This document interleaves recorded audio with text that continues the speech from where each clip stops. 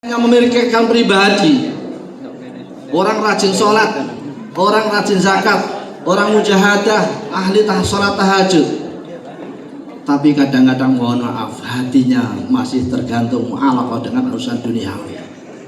Begitu kita Allahu Akbar, belum fokus terhadap apa yang kita katakan Allah Akbar. Ternyata sholat kita mulai dari awal sampai akhir kadang-kadang urusan duniawi masih juga melekat di dalam hati. Ingat janji, ingat sama teman, ingat pekerjaan, ingat segala sesuatu yang ada di lingkungan kita akan kelihatan pada waktu sholat. Ini kalau ukuran qalbin salim sama sekali belum ada kriteria yang namanya qalbin salim. Belum bisa menyelamatkan diri dari Allah karena sholatnya hanya semata-mata menggugurkan kewajiban kalau menurut ahli basul masail. Sholatnya sah karena yang membatalkan sholat itu bukan karena khusyuk atau tidaknya, tapi yang membatalkan sholat adalah berbicara, kentut dan seterusnya. Sehingga sholat yang dicampuri dengan urusan dunia sebetulnya adalah sholat sah secara syariat tapi belum berkualitas. Kemudian kalau kita kemarin melaksanakan puasa kita tidak ubahnya memindahkan jadwal makan. Yang tadinya makan pagi dan sore dipindah menjadi makan sebelum subuh dan setelah maghrib. Untuk maksiat, HP kita lahan untuk maksiat, apalagi fitnah-fitnah yang kita share itu bukan yang namanya puasa, termasuk qalbin salim belum sama sekali. Puasanya hanya semata-mata menggugurkan kewajiban. Nah di sini kita masuk kalau menurut Qanun Asasi Jamiah Nahdlatul Ulama, maka berdirinya Jamiah Nahdlatul Ulama dan event-eventnya termasuk Jakman adalah semata-mata untuk mengganti dari qalbin salim karena ada nilai sosial, nilai perjuangan dan nilai ibadah yang di luar dari ibadah mahdoh. Apa? Termasuk silaturahmi, termasuk berkehidupan sosial. Dalam kehidupan sosial, kalau kita lihat dalam surat Fatir ayat 32, summa awrasnal kitabal ladzi istafaina min ibadina faminhum zalimun li nafsihi wa minhum muqtasid wa minhum sabiqun bil khairat.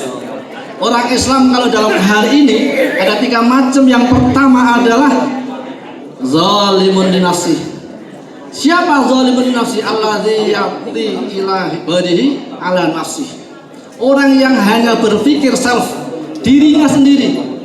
Jadi self itu, orang yang ahli self itu kan hanya yang penting tampilnya dirinya sendiri. Orang yang selalu hanya memikirkan dirinya sendiri ini adalah disebut kalau di dalam tafsir Al-Qurtubi al-jahil. Orang yang bodoh adalah orang yang selalu memikirkan siapa aku dapat berapa dan aku mendapatkan yang bagaimana. Ini adalah zalimun nafsih walaupun dia Islam. Dan ini tidak cocok sama sekali untuk di kalangan Jamiah Nahdlatul Ulama, apalagi di kalangan Jakman. Yang kedua adalah muqtasid. Muqtasid itu yang setengah-tengah. Kadang-kadang ya bagus, kadang-kadang ya enggak. Karena apa? Bahwa muqtasid itu adalah ada prinsip gini, lu anak-anak atau gue, aku ya aku, kamu ya kamu, terserah apa mau kau urus sendiri, aku ya akan mengurus sendiri. Orang yang memikirkan tidak peduli terhadap yang lain itu bagian dari muqtasid. Kalau di dalam tafsir itu nanti bukan orang yang selamat langsung, tapi ternyata orang yang tengah-tengah ini masih proses muhasabatun nafs, yaitu untuk mengoreksi diri kita itu adalah lebih diutamakan. Proses untuk keselamatan itu harus melalui beberapa tahap, tapi yang paling istimewa adalah yaitu orang yang sabiqun bil khairat, yaitu orang yang berlomba-lomba dalam kebaikan. Siapa yang sabiqun bil khairat? Adalah orang yang manipapel atau orang yang selalu dia itu memikirkan kelompok-kelompok yang lain atau memikirkan orang banyak.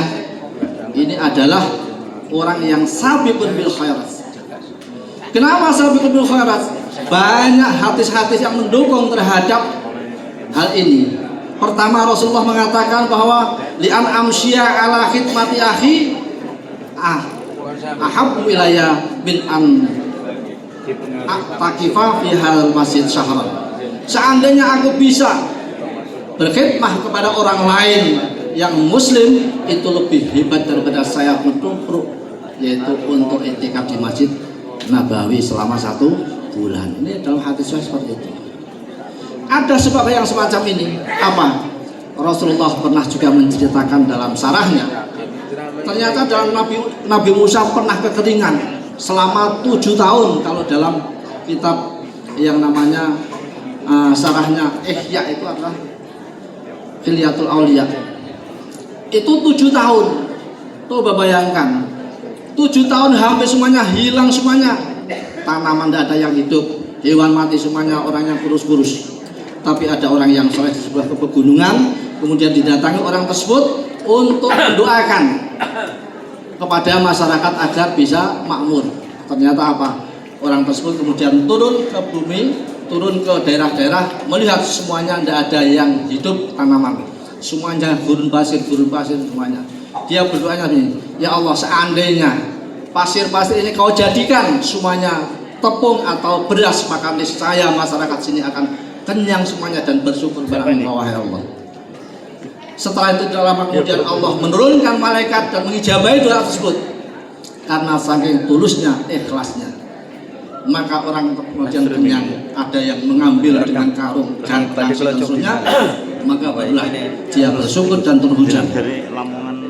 Apa yang kita ambil hikmahnya? Ternyata doa yang melibatkan orang lain. Seandainya engkau turunkan atau jadikan ini adalah beras semuanya, niscaya orang lain akan kenyang semuanya. Maka langsung dijabahi Allah. Artinya orang yang selalu memikirkan orang lain, doanya mudah diijabahi. Kiai kita alhamdulillah ya, karena memikirkan santrinya. Kiai Huda tidak mungkin akan bangun sendirian.